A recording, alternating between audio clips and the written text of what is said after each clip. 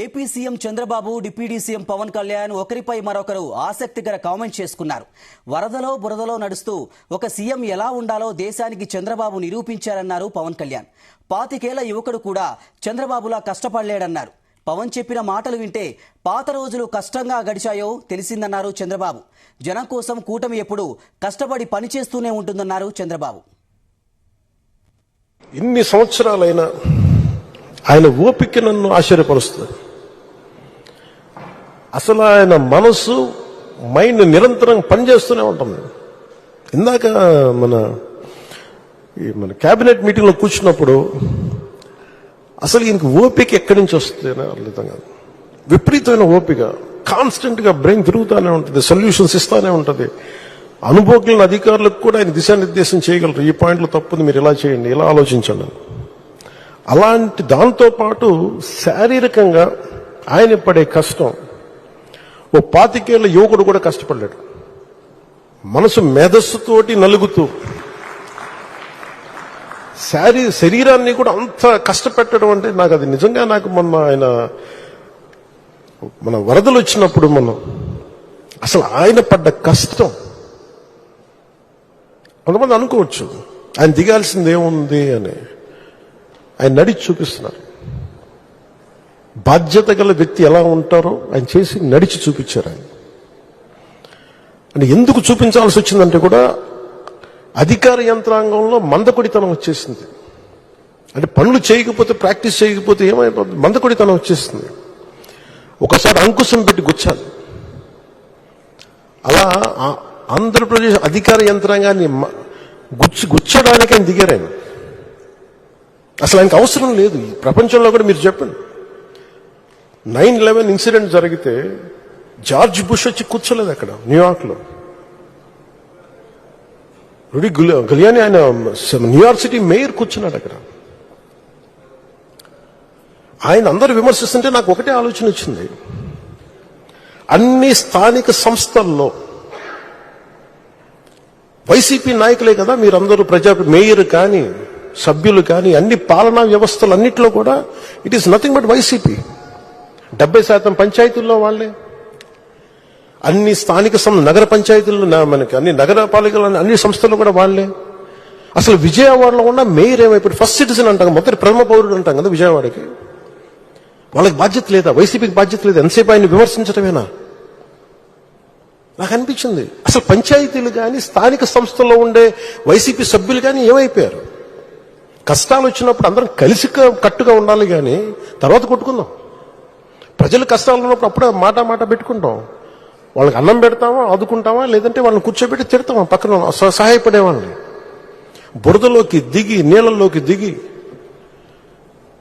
ఆయన ఒకవైపు నడుస్తూ ఉంటే ఆయన అభినందించాల్సింది పోయి ఆయనకి ఒక మాట అనుకుని ఉంటే చాలు చేసే వ్యక్తిని. ఆ రోజున ఆయన పడ్డ కష్టం నాకు నిజంగా నాకు గుండె చెమర్చింది. మీరు ఆ రోజు ఇచ్చింది, వరదలు ఇచ్చింది, గౌరవ ముఖ్యమంత్రి గారు చెప్తాం, మీరు చాలా చాలా వరదలు ఉన్న ప్రజలే కాదు సార్, మీరు ఒక అధినేత ఎలా ఉండాలి, ఒక ప్రభుత్వాన్ని నడిపే అధినేత ఎలా ఉండాలి మీరు దేశానికి చూపించారు చంద్రబాబు గారు.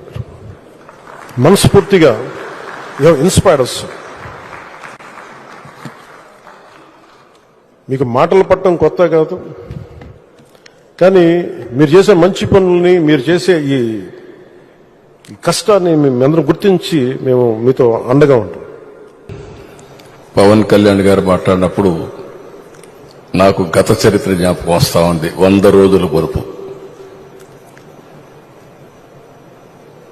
ఈరోజు ఒక్కసారి చూస్తే ఆ రోజుల్లో ఎంత భయంకరమైన పరిస్థితులంటే, నన్ను అరెస్ట్ చేసిన రోజున పవన్ కళ్యాణ్ గారు హైదరాబాద్ నుంచి ఇక్కడికి రావాలంటే ఫ్లైట్ క్యాన్సిల్ చేశారు. ఎంత పట్టుదల ఉంటుందంటే, ఫ్లైట్ మీరు క్యాన్సిల్ చేస్తే నేను పోలేనా అని చెప్పి నేరుగా బై రోడ్డు వచ్చాడు.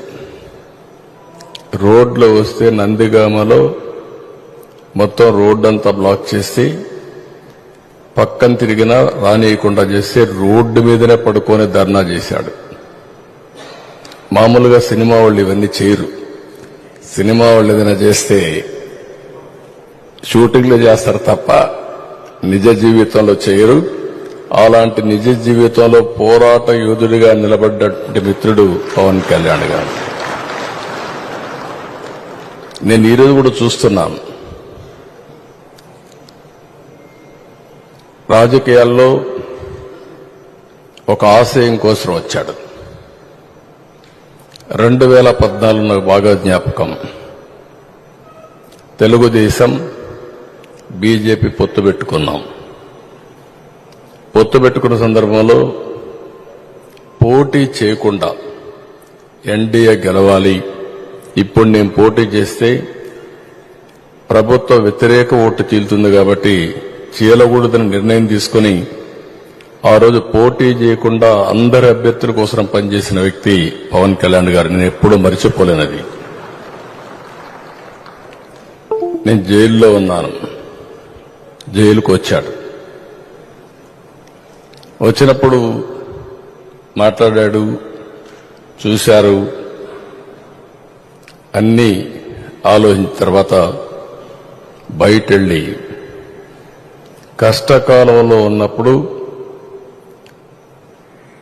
ఏమాత్రం కూడా ఆలోచించకుండా జనసేన తెలుగుదేశం పార్టీ 2 పార్టీలు కలిసి పోటీ చేస్తాయని చెప్పిన వ్యక్తి పవన్ కళ్యాణ్ గారు. అప్పటికి వాస్తవంగా ఆలోచిస్తే బీజేపీతో పొత్తులో ఉన్నారు.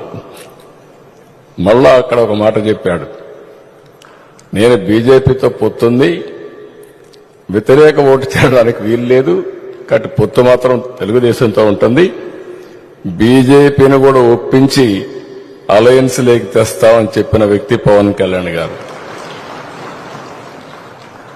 క్రానలాజికల్ గా మనం చూస్తే ఒకటి తర్వాత ఒకటి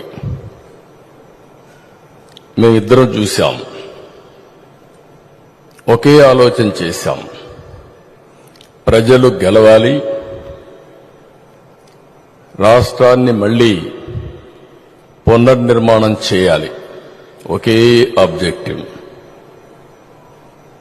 సీట్ల విషయంలో గాని మీటింగ్ల విషయంలో గాని ఎక్కడ చిన్న కమ్యూనికేషన్ గ్యాప్ లేకుండా పనిచేశాం.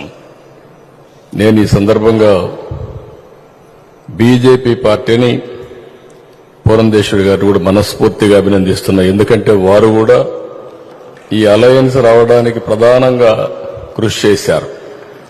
వేరే వాళ్ళు పార్టీ అధ్యక్షులుగా ఉంటే ఏమయ్యేదో నాకు తెలియదు, కానీ వారు కూడా ఏ విధంగా వర్కౌట్ చేయాలో వర్కౌట్ చేశారు. కేంద్ర నాయకత్వం కూడా ఈ విషయంలో మీరు గుర్తుపెట్టుకోవాలి. నేను పవన్ కళ్యాణ్ గారు ఒక అగ్రిమెంట్కి వచ్చాం. మేము ఇక్కడ ఒక ప్రెస్ కాన్ఫరెన్స్ పెట్టాం.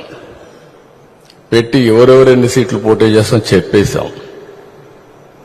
కేంద్రం ఒకసారి మాట్లాడాలంటే కేంద్ర నాయకత్వం బీజేపీ, నేను ఆయన ఇద్దరం ఢిల్లీకి వెళ్ళాం.